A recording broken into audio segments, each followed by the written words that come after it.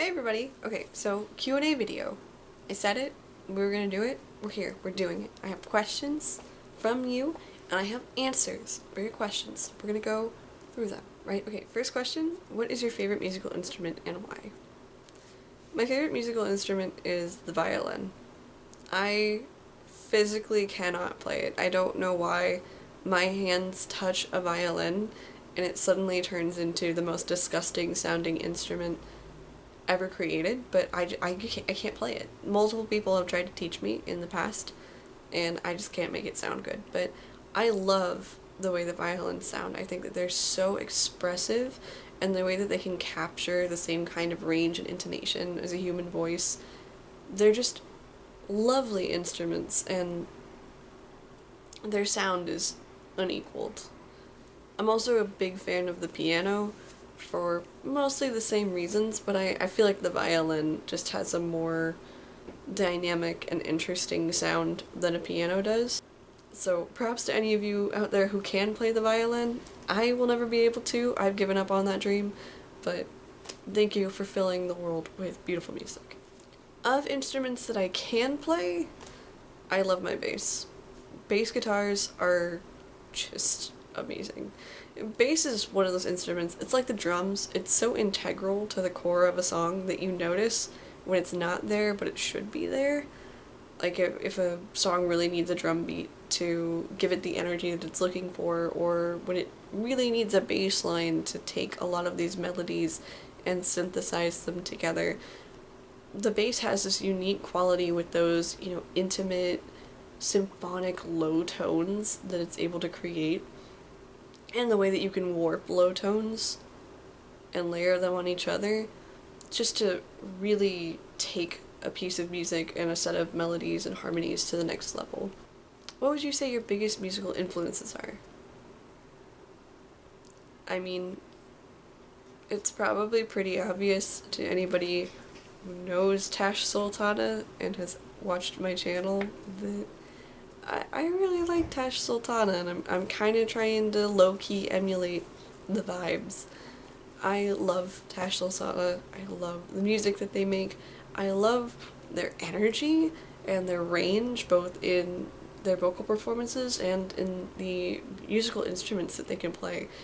To be able to have such a unique and effective grasp on all of these different instruments, to be able to play them at once and be this really like this one-man band essentially, it's just so, it's flooring. Like I don't know many people who have that kind of intensive grasp on their musical vision. I would love to get to that point one day.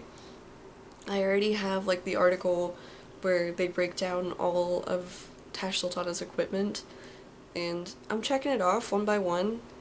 They've got some expensive stuff. It's gonna take a long time.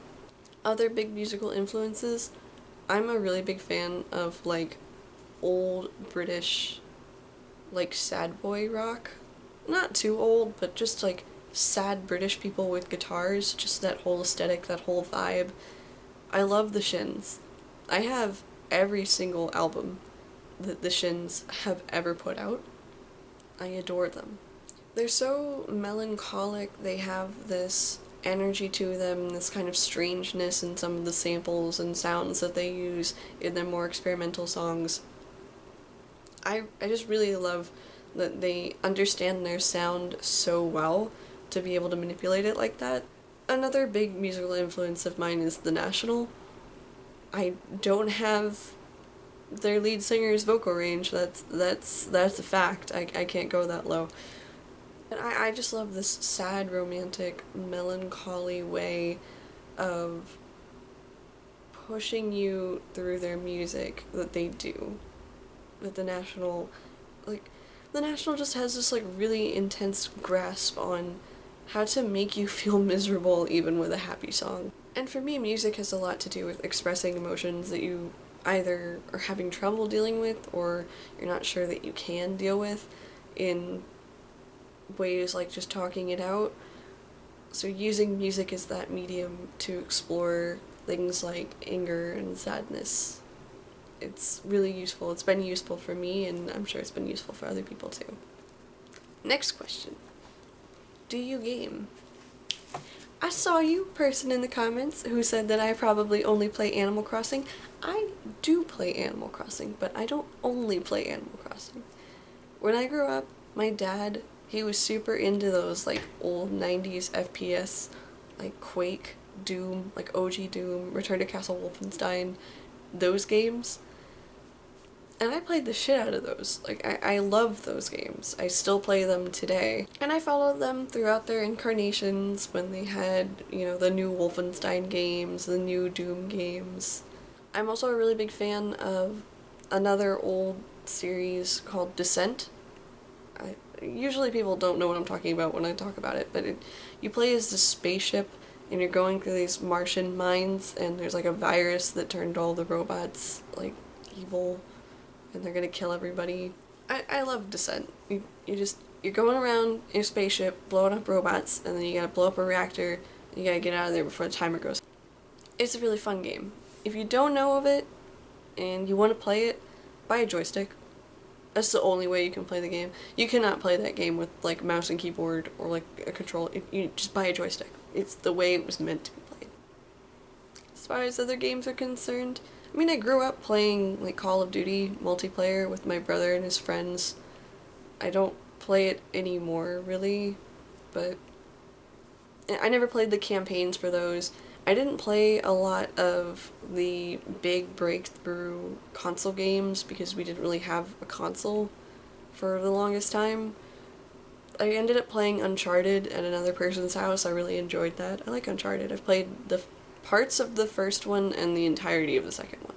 But as far as like Resident Evil, that kind of stuff, I just didn't really have access to that. I never had like a Super Nintendo. It just wasn't something that we had. But I did have an Atari. And I played the shit out of Joust, if you know what I'm talking about. The one where you're a dude and you're riding on the back of an ostrich and you have to fight other ostriches. That game slaps.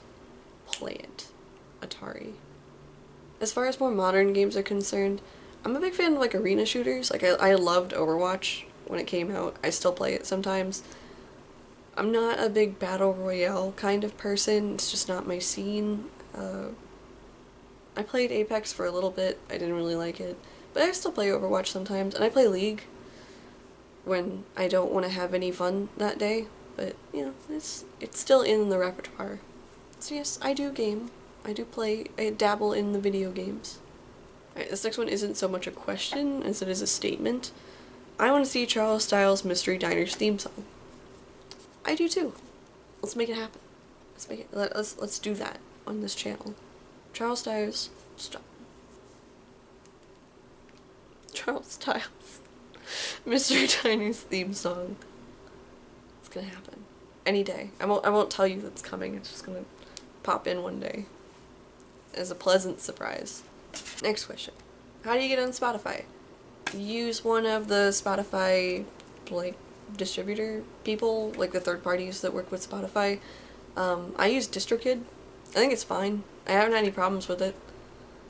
You just go in, you make an account, you upload your music. You do need art of a certain size, so they have art to put with your song on Spotify. And DistroKid allows you to do more than just Spotify. You can also release on like Apple Music. I pretty much only do Spotify and Pandora. But yeah, you just take your song, you upload it, you put the art.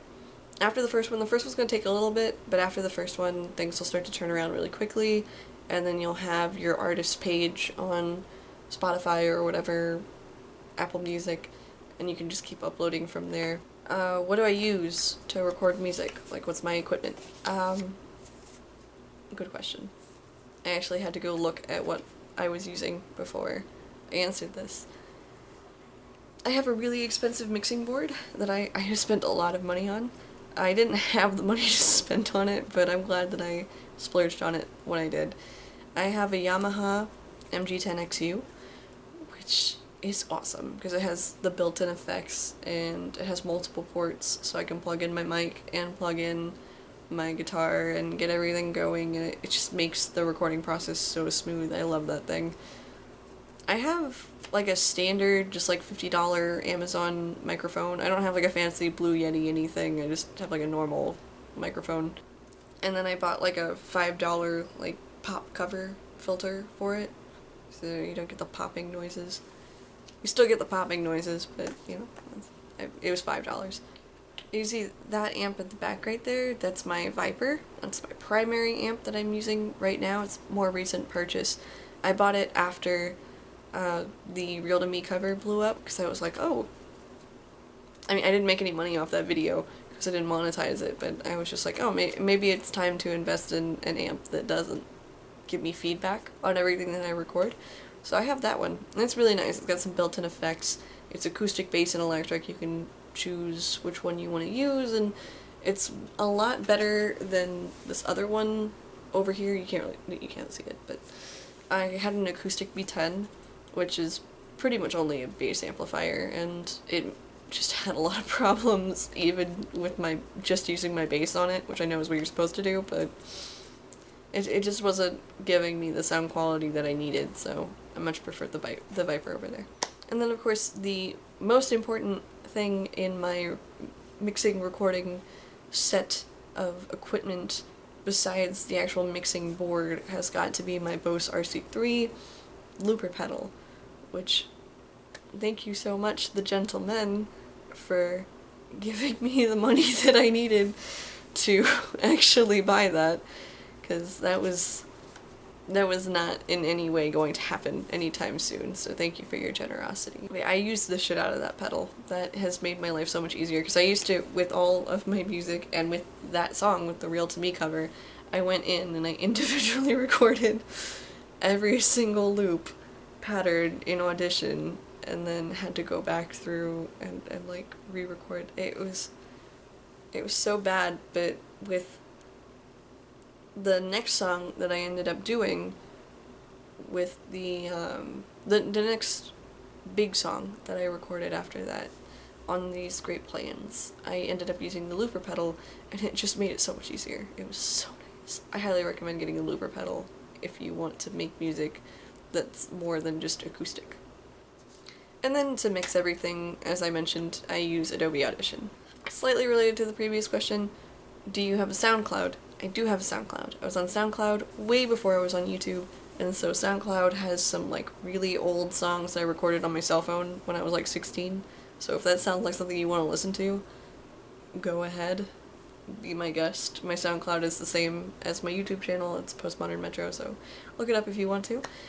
And I'm getting a Bandcamp, so if you would like to pay for my music for some reason, you will soon be able to spend your money on the things that I make. Keeping you posted. Next question. What are some songs, artists, albums that have influenced your work or your goals with regards to aesthetic? Rad horror has been the largest influence on the aesthetic of my music, both from like a video production side of things and also just from the sound aesthetic, like the grittiness to what I produce. I take a lot of inspiration from two songs in particular that Rad Horror has made, Benzos and Cigarettes and Sad Boy. That is, the music video for Benzos and Cigarettes is everything that I want any video that I make to be. So I need to invest in like some pink and purple lighting to like go everywhere. Also sticking with aesthetic, Jim James, you and My Morning Jacket have stolen my heart, and I love the aesthetic of your music and your album art. Your album art is insane. All of the album art, I mean, you got the cover, I mean, you've got the album art for like Waterfall and like the live session that they did. I would show it to you, but all of my records are packed away in a moving box. But those are just so, and the way that they layer with the aesthetics of the music that are on them, it's just, it's too much, it's too good, and I want that. I want to have that in my life. And our last question, how does playing guitar make you feel? And do you have any specific goal in mind when you are making music? I have not trained on any instrument. I am self-taught completely. I couldn't like afford any music lessons when I was a kid, and then when I was in school I chose choir instead of like band, so I didn't learn any instrument formally. And so when I play the guitar, it's just kind of this, it's freeing in a way, because there are things, there are emotions, there are periods of time and conflicts that I went through that I didn't have a lot of ways to vocalize or talk through, or I didn't have the words to say, and using my guitar was another way of kind of communicating the way that I was feeling. I don't know, it's just sometimes words are hard, but playing something is easy. You can just go through it and understand based on the chord progressions that your mind is taking you through, kind of where you're at and where you're going, and just an easy way to do things. Yeah, as far as any specific goals that I have in mind, it's pretty much that. Like, all the songs that I write are based off of things that have happened, or ways that I've felt, or just problems that I've had, and being able to share that with people, and hopefully them being able to relate to it and find some meaning in it. I mean, that's kind of just, that's all I really want. So I'm really happy that people have been drawn to what I've been making and find value in it. Alright, that's all the questions that I found by the time that I sat down to record this video, but feel free to ask more and we can do another one of these, because I think it would be fun. Thanks for watching. New music is on the way. Previews coming to Instagram whenever I decide to sit down and record, whenever this mess is taken care of. Me and the boxes.